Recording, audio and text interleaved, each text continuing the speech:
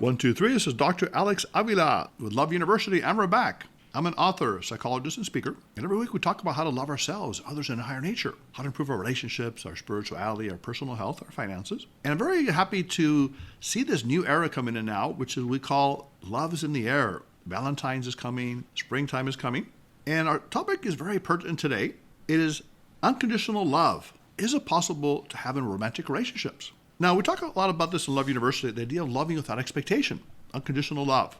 It's a very powerful, poetic, you can say romantic or even spiritual idea of love. And in a practical sense, it means to love someone and accept them as they are without trying to change them, despite their flaws. However, a lot of love in relationships, in romantic relationships, is conditional. We love you if you do something that we like or think the way we think, or until, or when. So we always have conditions. Now, traditionally, when you fall in love with someone, it is conditional. You have maybe physical attraction, something about their eyes or laugh. You have similar tastes that are attractive to you. And we have what's called the infatuation stage, when you have your brain chemicals in a highly developed sense, what we call amphetamine-like substances, where you walk on air and everything about the person is wonderful. But then over time, the chemicals start to go away and you start to lose a spark. And you start to see their flaws. And you may be suffering from unfulfilled expectations about the person, and then you feel sad. Unconditional love is a different form of love. In many forms, it is seen in the world. It is called agape, sacrificial love, bhakti, devotional love, karuna, compassion, in different spiritual paths. But at its deepest sense, unconditional love means a understanding of another, acceptance of another in a very full and deep way, despite their flaws and weaknesses. In psychology, we call it unconditional positive regard, from the psychologist Carl Rogers, humanistic psychologist. And in his therapy, he taught therapists to look at the client as someone who is human and lovable, despite things that they may say or do. And it's the idea of being like a tree. When you look at a tree, you admire it, you feel grateful for it, but you don't need to change it. You just simply let it grow. During therapy, when a therapist has this idea toward a client, the client feels safe and secure. They feel that they can open their feelings. And with the thought that I'm not perfect, but I'm enough. We often see the idea of unconditional love in the love a parent has for a child. No matter what the child does, it can be difficult, maybe they can do bad things, the parents often say they love the child. Now, it's not always the case. Sometimes parents are overstressed and they don't have patience. But many times, parents do have this love for their children. And it's also important for the children's development, emotionally and psychologically. In a UCLA study, they found that children that had unconditional loving parents were happier and less anxious. In another study, they found that holding a picture of a family member that had unconditional love for you and you for them triggered certain areas of the brain associated with dopamine, rewards. So it actually feels pleasurable to experience this idea of unconditional love, this feeling. However, let's take a look at what is not unconditional love. Sometimes people think, well, that means I'm going to put up with everything the person does. But it doesn't mean that. For example, abusive behavior is not something that is part of unconditional love, when they're trying to hurt you and damage you in some way. Also, you don't have to say yes to everything they want. You can have boundaries and say, no, I don't want to do that. Maybe they invite you to their in-laws and they're very unpleasant people. You can politely and respectfully decline. So what does unconditional love actually mean in a relationship, in a romantic relationship? Because for some people, it seems that's very difficult to have because we all have conditions for what we want the other person to do or be. First of all, it's to help the other person grow, both individually and also together as a couple. Be proud of their successes. Inspire them to be their best self. Maybe they're good in finances, science, business, teaching. Whatever they're good at is to really praise them and be proud of your love partner. Another factor in unconditional love is that you can be totally open with your partner without judgment. You can say things, maybe you did some things that you're not proud of, but they don't judge you. And also, forgiveness is an important factor. Forgiving your partner for things they did, maybe they embarrassed you in public. Not holding grudges, being able to get it out in the open, to have a clean slate. Another thing is don't give up in the relationship. Maybe you go through difficult times. Maybe there's disease or illness or financial problems, loss of a job, other issues. But people with unconditional love work through those issues because they still love their partner despite the circumstances, and they still want to be with them. Also, being fully authentic, being fully honest with your partner and they to you is very important in unconditional love. The psychologist Firestone talks about something called the fantasy bond, in which people try to maintain an image of their earlier love that's not really accurate. It's a superficial image with words and gestures. For example, I love ya, honey, but they don't really mean it. It's nothing deep or lasting. And we often see this in empty marriages where they stay together for the sake of the kids, for financial reasons, for religious reasons. They lost the intimacy, the love, the sexual compatibility, the emotional compatibility. And the good news, though, if you can have a relationship with unconditional love toward a love partner and they toward you, it lowers your stress, it improves your immune system, improves your emotional state of mind, less depression, less anxiety, more hope, expectancy, and optimism.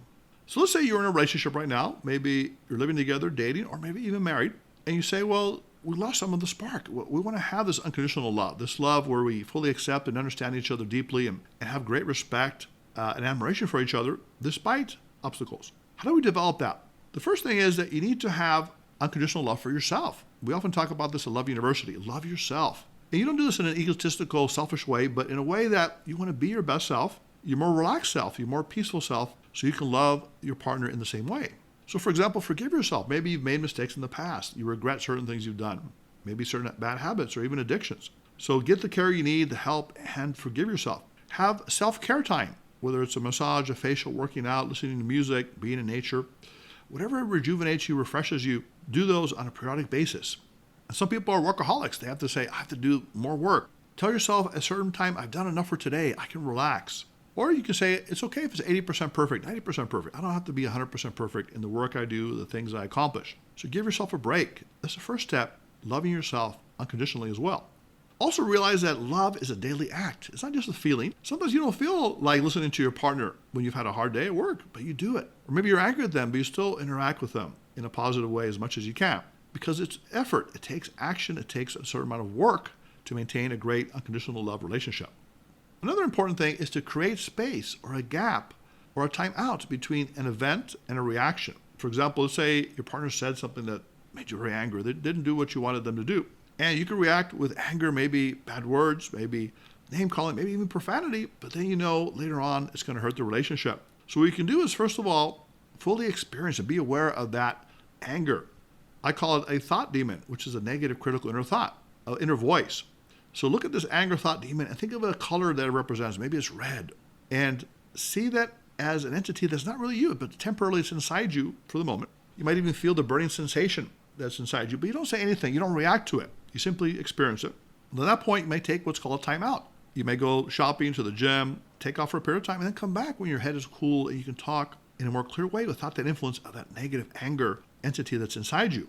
Another very important strategy for developing unconditional love for a love partner, romantic partner, is to practice what's called loving kindness meditation, LKM, which has been proven to have great effects in increasing positive emotions, decreasing negative emotions such as anxiety or anger, even decreasing pain and migraines, improving social life, and even slowing aging. The great thing about loving kindness meditation is that you can do it as little as 10 minutes a day, and the effects last months and months later, even if you stop doing it. So Reggie, my producer, how are you doing today, by the way, Reggie? Good. All right, so I want you to try this, Reggie, with me, loving kindness meditation, because we all need to have more of this in our life, whether it's our friends, personal relationships, family members. So Reggie, I want you to close your eyes now and take a deep breath. Imagine there's someone sitting next to you that is your most loved person in your life. Maybe someone that's not even alive now. It could be a grandparent, a parent, a friend. Who do you see, Reggie, that you have this love toward? I feel like it would have to be my parents, It's just... Okay, your parents. So experience this now, feel the love you have toward them. Now, look out a little further and maybe there's a friend in your life. Is there a friend that you've had love for? Maybe early in childhood, maybe now, that you've had love toward? Well, yeah, I have a friend, yeah. Reggie, you're having a hard time with this exercise. Is it difficult for you to find someone that you love? Maybe it is. Maybe it is, yeah. I mean, I feel like I love people, but maybe in a rational, abstract way, Okay, not in a deeply emotional way. Maybe, yeah. Okay, so that's something to think about. Now, even if you don't have the emotional love for people at the moment, you can create it mentally, and that's what we're going to do in this exercise. Now, imagine that you have people around you, maybe where you get your coffee, maybe people that you know at school or work, that you might have some liking toward, but let's say you have more loving energy toward them. You want them to do well, and you want them to succeed. Imagine that right now. And I want you to imagine now you're spreading this love out to other people you don't even know, people you run across on the street, strangers, maybe even homeless people. I want you to express that loving energy toward them. Take a deep breath, Reggie. Exhale. Now, this is not always easy for people, but this exercise can do great benefits. What do you think can happen, Reggie, if you practice this exercise every day? It'll make me think about my feelings toward people, my relationships. Yes, and also intensify them. And the idea that we're all humans, right? We're all interconnected, and you can breathe out this loving energy to other people, and actually will do great benefits for you too. Right. Now, something else, Reggie, I think you might need to get a dog, okay? Because pets actually are known to give unconditional love. Cats and dogs, they come to you no matter what. You can even kick them out of the house sometimes, and they come back and they lick you and they want to be with you. And research shows that when you pet a dog, it releases a bonding hormone called oxytocin in you, the human, and also the dog. So both of you feel this increased energy and emotional connection. And the other thing about having a pet is that it reverses the idea of the poor pity me. Like, life is not unfair, no one loves me. But you do have someone that loves you. You have an animal, this creature. And you can play with it, and it cuddles with you, and it gives you a lot of positive things. And also, you need to take care of it. So by taking care of it, bringing it food and water, you get outside of your own inner nature. That you say, I don't have enough to do, or I'm too busy. You always have time when you have someone you love. The other thing that's important is to have what we call daily acts of unconditional love. Now again, unconditional love is to give love to others without expecting anything back. That's the key part.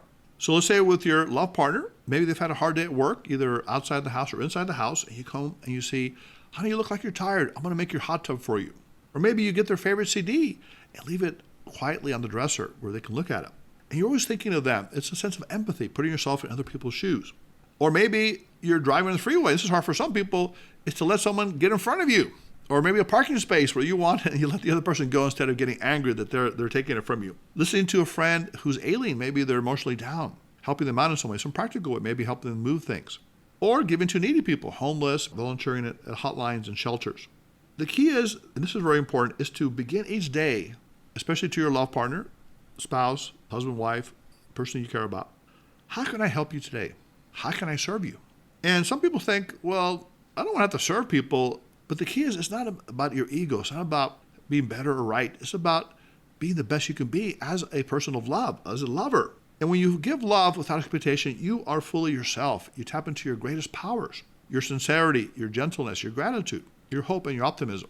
So every day, you can be a person that loves without expectation. You can start with the person in your life if you have a significant other, or if you don't, the people around you, your family members, your friends, associates, colleagues, even people you run across. Smiling at them, saying hello, giving someone a compliment. Whatever it is that you do and you give loving energy without expectation, it's going to come back to you many times. It's going to increase your positive mood, your optimism, your hope, and your confidence. So those people that are shy out there, and I used to be shy, and I wrote a book called The Gift of Shyness.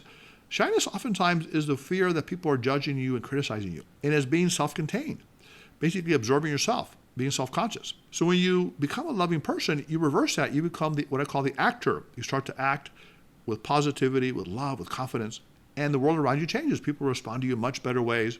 And the law of attraction works. You start to attract positive things, whether it's business, relationships, psychological improvement, anything in your life that you need.